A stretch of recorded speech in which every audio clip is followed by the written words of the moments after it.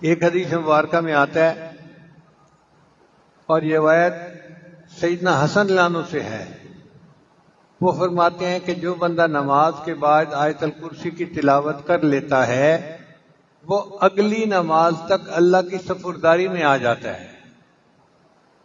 اتنی بڑی خوشخبری ہے اس حدیث مبارکہ میں، کوئی بندہ اللہ کی سپرداری میں آ جائے، اس سے بڑی اور گارنٹی کیا ہو سکتی ہے؟ اللہ فرماتے ہیں ان ینصرکم اللہ فلا غالب لکم، اگر اللہ تمہاری مدد کرے تو کوئی تم پر غالب نہیں آ سکتا۔ اب ہم پریشان پھرتے ہیں گھر کی وجہ سے، رزق کی وجہ سے، بے برکتی کی وجہ سے، اور اس کا علاج نبی علیہ السلام نے ہمیں بتلا دیا۔ ایک عمل ہے اور چھوٹا بھی نہیں، ایک ہی آیت ہے، اس کے پڑھنے سے انسان اللہ کی ذمہ داری میں آ جاتا ہے۔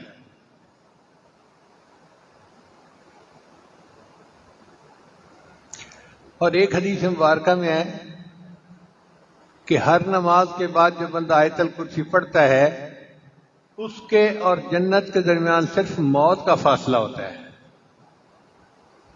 کتنی بڑی خوشخبری ہے، اور اس عمل کو کتنا اہتمام کے ساتھ کرنا چاہیے کہ نبی علیہ السلام کی زبان فیض ترجمان سے یہ ارشاد ہو رہا ہے کہ ہر نماز کے بعد آیت الکرسی پڑھنے والے کے اور جنت کے درمیان صرف موت کا فاصلہ ہے۔ موت آئی اور جنت مل گئی۔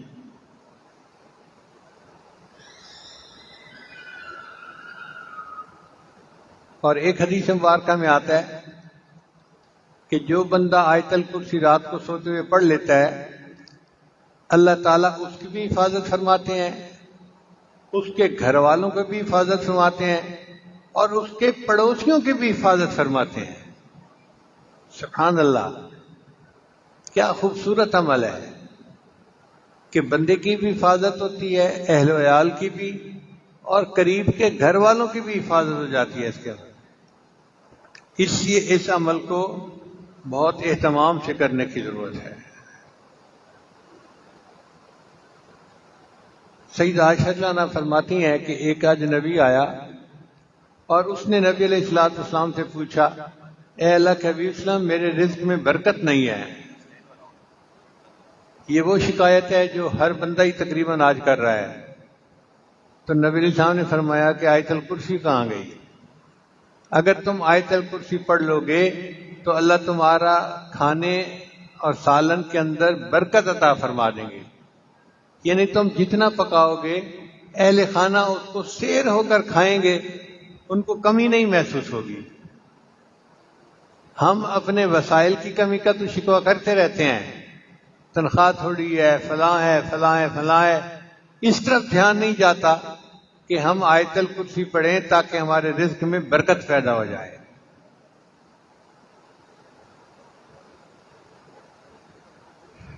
حضرت عبداللہ ابن عباس عنہ فرماتے ہیں کہ نبی علیہ السلام نے فرمایا آیت الکرسی پڑھنے والے کو اللہ شکر کرنے والا دل، صدیقین کے اعمال اور نبیوں جیسا اجر عطا فرماتے ہیں۔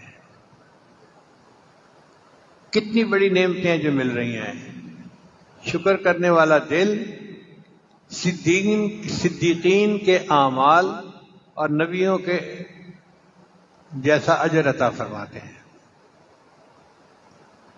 نبی اسلام نے ارشاد فرمایا کہ آیت الکرسی عرش کے خزانوں میں سے ایک بڑی نعمت ہے جو کسی نبی کو نہیں ملی، صرف اللہ نے مجھے عطا فرمائی۔ یعنی یہ انعام اللہ نے فقط اپنے محبوب صلی اللہ علیہ وسلم کو عطا کیا تاکہ ان کی امت اس سے نفع اٹھائے، کسی اور نبی کو نہیں ملی۔ اب آپ بتائیے یہ کتنا بڑا عمل ہے جس کو کرنا ہمارے لیے ضروری ہے۔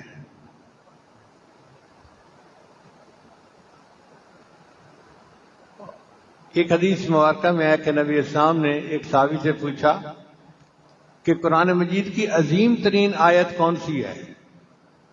ان کا جی آیت الکرسی۔ تو نبی السلام نے فرمایا مبارک ہو، اللہ تمہیں نے جو علم دیا ہے اس میں برکت ہو۔ اور ایک حدیث مبارکہ میں آتا ہے کہ اسم اعظم 3 صورتوں میں ہے،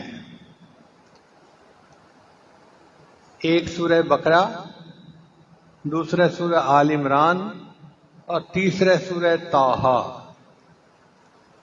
تو ایک بزرگ فرماتے ہیں میں نے غور کیا کہ یہ کون سا اسم اعظم ہو سکتا ہے، تو مجھے یہ محسوس ہوا کہ سورہ بقرہ میں آیت ہے اللہ لا الہ الا هو الحی القیوم، اور سورہ آل عمران میں ہے الف لام میم اللہ لا الہ الا هو الحی القیوم، اور سورہ طٰہٰ کے اندر آیت ہے وَأَنَتِ الْوُجُوهُ لِلْحَيِّ الْقَيُّومِ۔ تو وہ فرماتے ہیں کہ میرا یہ گمان ہے کہ الحی القیوم یہ اللہ تعالیٰ کا اسم اعظم ہے، اس لیے ہم نے محراب میں یا حی یا قیوم لکھ کے لگایا ہے کہ بعض مفسرین کے نزدیک یہ اسم اعظم ہے۔ ہمارے بزرگوں نے اس کو مزید آگے نکھارا، وہ فرماتے ہیں کہ نہیں، جو اسم اللہ ہے وہ اسم اعظم ہے۔